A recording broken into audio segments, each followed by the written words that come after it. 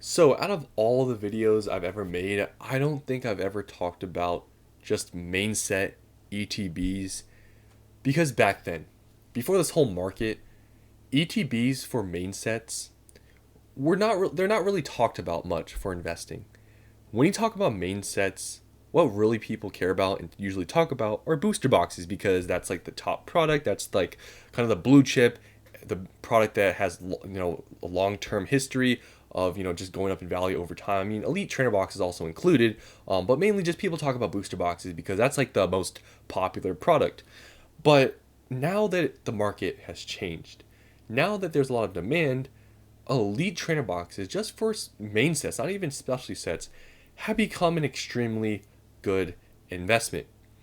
And if this market has changed, like I guess permanently, especially how we're seeing like elite trainer box reprints not really happening, especially for specialty sets and even for main sets, we really haven't seen really many reprints for ETBs. ETBs, even for main sets, may actually be a pretty good investment. Because when you look at all these prices for for these ETBs, like you were able to get a lot of these in the 30s, because I remember you were able to get a lot of these around the 30s.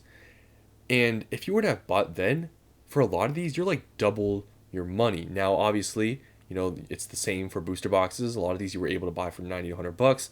Pretty much all these are around $200 plus. So kind of, same thing applies. But elite trainer boxes, the growth, it seems pretty good. And even if you go to Sword and Shield, a lot of those ETBs are also pretty expensive. So I think ETBs have sort of changed. I think they're also pretty good for main sets because back then, people only buy booster boxes. But if the time comes when this market goes down, in new sets, ETBs for main sets are pretty cheap. I think they're a pretty good investment. Especially when booster box prices get high, people may go towards elite trainer boxes. So I just feel like overall, elite trainer boxes for main sets, I feel like the investability in the outlook looks a lot better because when you see Scarlet and Violet and you look at all these ETB prices, they're all very expensive. So first, let's just start with Scarlet and Violet base. So Scarlet and Violet base, I don't know how cheap you could have gotten these ETBs back then, but I know booster boxes at one point were 80 bucks. But these right now are $70. So for the Crydon, 70 bucks. For the Maridon, it's 80 bucks, and these all have sales, as you can see here for the prices. And they do actually sell, relatively, I guess, frequently. So yeah, I mean, for just a base set ETB for Scarlet and Violet, they're selling for 70 to 80 bucks. Paldea Evolved. Paldea Evolved is selling for around mid 70s, which I remember these, I mean, you could get for pretty cheap. And look at where they're at now. Next, this is a very surprising one. I don't know if there's a play with the promos for Obsidian Flames for normal ETBs. I know there is with the Pokemon Center ones. But these ETBs are over 100 bucks for a normal one. Like, this is pretty crazy because, Obsidian Flames was not very popular coming out the gate. It was super cheap. And now the normal ETBs are over 100 bucks. And look at the sales volume. It's very high. Now, I feel like Obsidian Flames is this way just because of the promo and its Charmander.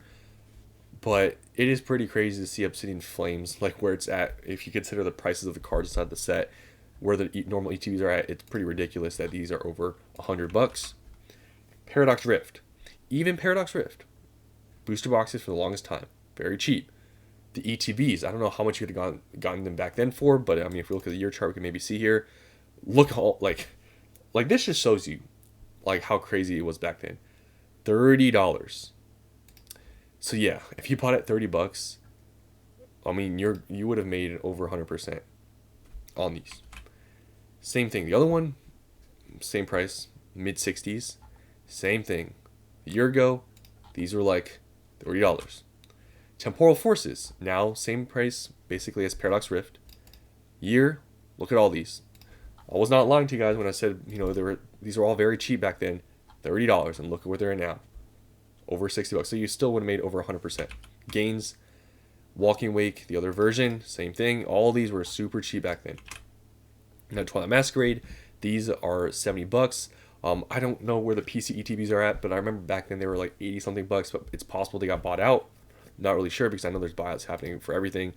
A year ago, you see the prices for these. I mean, this came out not exactly a year ago, but here's kind of when it was released. These even were in the 30s, but now it's at $70.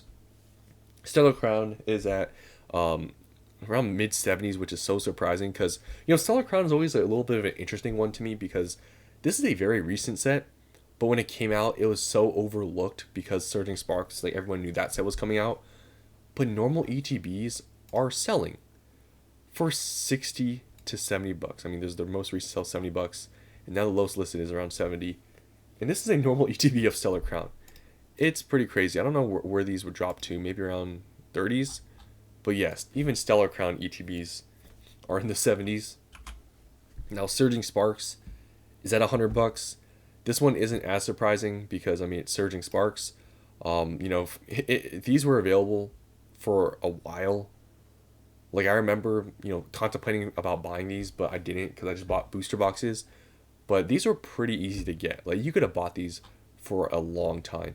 And yeah, these went pretty crazy. You can see here. At one point, they were like in the 30s, 40s. Like these were very easy to get. It was not hard to find these for in the 30s or 40s, mainly in the 40s. But now they're $100. Even the PC ETBs were very easy to get. They really didn't sell out very quickly.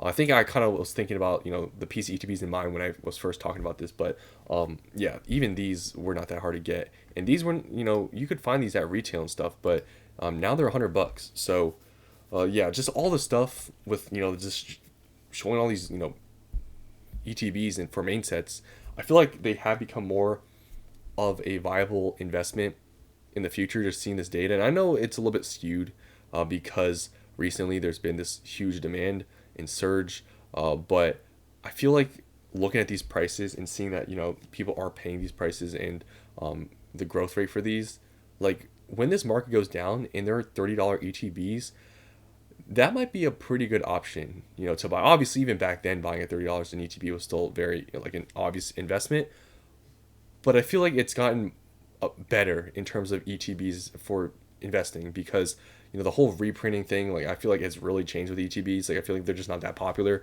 anymore to get reprinted. It just seems like booster bundles are a thing. So I feel like ETBs then will also hold more of a premium. And just seeing all this growth with these ETBs really just shows that they are a pretty good product even for main sets.